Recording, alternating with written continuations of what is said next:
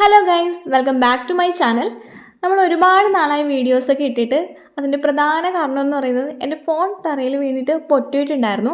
അപ്പോൾ ആ സമയത്ത് എനിക്ക് പുതിയൊരു ഫോൺ മേടിക്കാനും എൻ്റെ കയ്യിൽ പൈസ ഉണ്ടായിരുന്നില്ല. നമ്മൾ യൂട്യൂബ് ഒന്നും മോണിറ്റൈസ് ആയിട്ടില്ല.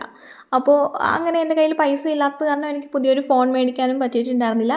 പിന്നെ ഒരു റീസൺ എന്ന് പറയുന്നത് എനിക്ക് ജോലി കിട്ടി. ഞാൻ ടെമ്പററി ആയിട്ട് സെൻട്രൽ ഗവൺമെൻറ്റിൻ്റെ ഒരു പ്രോജക്റ്റിൽ ഇപ്പോൾ വർക്ക് ചെയ്യുകയാണ്. അപ്പം അതിൻ്റെ കാരണം കൊണ്ടും എനിക്ക് വീഡിയോസ് ഇടാൻ വേണ്ടിയിട്ടുള്ള ടൈം കിട്ടിയിട്ടുണ്ടായിരുന്നില്ല.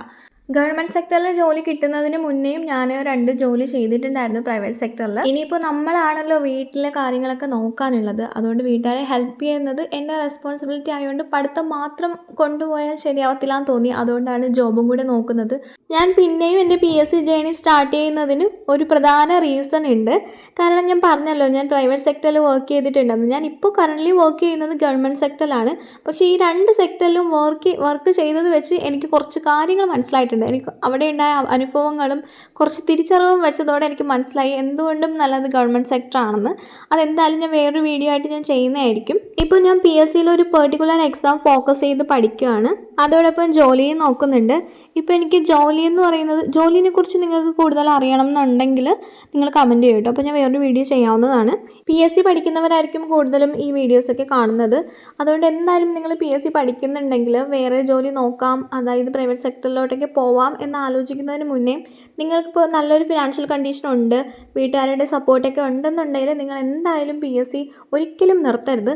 അതേപോലെ നിങ്ങൾക്ക് ഇപ്പോൾ ഫിനാൻഷ്യലി കുറച്ച് പ്രോബ്ലമൊക്കെ ഫേസ് ചെയ്യുന്നുണ്ടെങ്കിൽ നിങ്ങൾക്ക് പ്രൈവറ്റ് ജോലി നോക്കാം. പക്ഷേ ഞാൻ നിങ്ങളോട് ഒരിക്കലും പറയില്ല PSC വിടണം എന്ന്. കാരണം ഇപ്പോൾ പ്രൈവറ്റ് ജോലിയിൽ ഇരുന്നാലും നമ്മളൊന്ന് വിചാരിച്ചാൽ നമുക്ക് പഠിച്ചെടുക്കാൻ പറ്റുന്നതേ ഉള്ളൂ PSC എന്ന് പറയുന്നത്.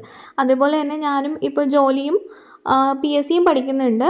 അപ്പോൾ രണ്ടും കൂടി കുറച്ച് ബുദ്ധിമുട്ടാണ്. പക്ഷേ ടൈം മാനേജ് ചെയ്തിട്ട് നമുക്ക് പ്രോപ്പറായിട്ട് കൊണ്ടുപോകാൻ പറ്റും.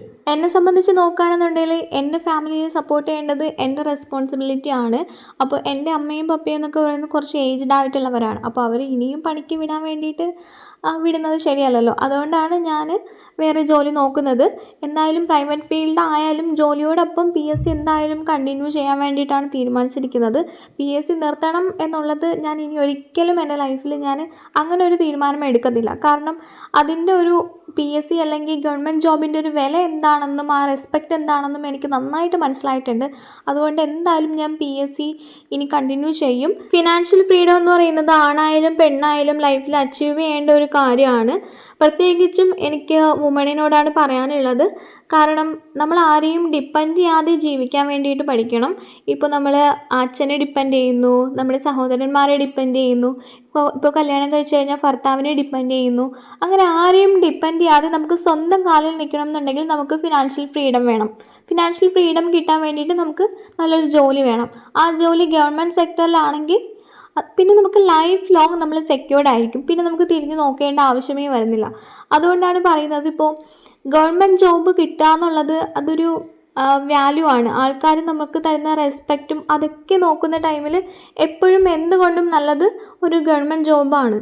ഞാനിപ്പോൾ ഒരു ടെമ്പററി പൊസിഷനിലാണ് വർക്ക് ചെയ്യുന്നുണ്ടെങ്കിലും ഈ ഒരു ഗവൺമെൻറ് ജോബിൽ ഇരിക്കുന്ന ടൈമിൽ ആൾക്കാർ എനിക്ക് തരുന്ന റെസ്പെക്റ്റും വാല്യൂവും വീട്ടിൽ നിന്ന് കിട്ടുന്ന സപ്പോർട്ടും ഇതൊക്കെ ഡിഫറെൻ്റ് ആണ്. കാരണം എല്ലാവരും മുന്നേ എന്നെ കണ്ടതുപോലെയല്ല ഇപ്പോൾ എന്നെ കാണുന്നത്. ഞാനൊരു ടെമ്പററി പൊസിഷനിലാണ് ഇരിക്കുന്നതെന്ന് പറഞ്ഞിട്ട് പോലും അവരതിനൊക്കെ വലിയൊരു വില കൊടുത്തിട്ടാണ് കാണുന്നത്. എനിക്കിപ്പോൾ എൻ്റെ വീട്ടുകാരെ നന്നായിട്ട് നോക്കാൻ പറ്റുന്നുണ്ട്. അവരെന്തെങ്കിലും ആവശ്യപ്പെട്ട് അതൊക്കെ വാങ്ങിക്കൊടുക്കാൻ പറ്റുന്നുണ്ട്. അവർ പുറത്ത് ഔട്ടിങ്ങിന് കൊണ്ടുപോകാൻ പറ്റുന്നുണ്ട്. ഇതൊക്കെ എനിക്ക് ചെയ്യാൻ പറ്റിയത് എനിക്കൊരു ജോലി ഉള്ളത് കൊണ്ടാണ്.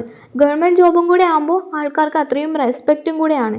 അപ്പോൾ ഇപ്പോൾ എൻ്റെ ലക്ഷ്യം എന്ന് പറയുന്നത് ഞാൻ ഈ ജോലി ടെമ്പററി പൊസിഷൻ ആയതുകൊണ്ട് തന്നെ ഇതിൽ നിന്ന് ഇറങ്ങുന്നതിന് മുന്നേ വേറൊരു ഗവൺമെൻറ് ജോബ് വാങ്ങണം എന്നുള്ളതാണ് ഇപ്പോൾ എൻ്റെ ലക്ഷ്യം. പക്ഷേ നമ്മുടെ PSCയുടെ കാര്യം കുറച്ച് ഡിലേ ആണ്. ഇപ്പോൾ നമുക്ക് റാങ്ക് ലിസ്റ്റൊക്കെ പബ്ലിഷ് ചെയ്ത് അപ്പോയിൻമെൻറ്റൊക്കെ വരാൻ വേണ്ടിയിട്ട് കുറച്ച് ടൈം എടുക്കും.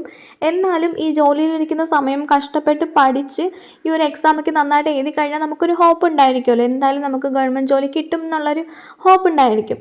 അങ്ങനെ ഒരു പ്രതീക്ഷ എനിക്ക് വേണം. ആ ഒരു ലക്ഷ്യത്തിലോട്ട് എത്തണം എന്നുള്ളൊരു ആത്മവിശ്വാസത്തോടെയാണ് ഞാൻ പിന്നെയും PSC റീസ്റ്റാർട്ട് ചെയ്തിരിക്കുന്നത്. എത്രയൊക്കെ തടസ്സങ്ങൾ മുന്നിലുണ്ടെങ്കിലും നമുക്കൊരു കാര്യം ആത്മാർത്ഥമായിട്ട് നമ്മൾ ആഗ്രഹിക്കുന്നുണ്ടെങ്കിൽ യൂണിവേഴ്സ് അത് നമുക്ക് കൊണ്ടു തരും എന്നാണല്ലോ പറയുന്നത്.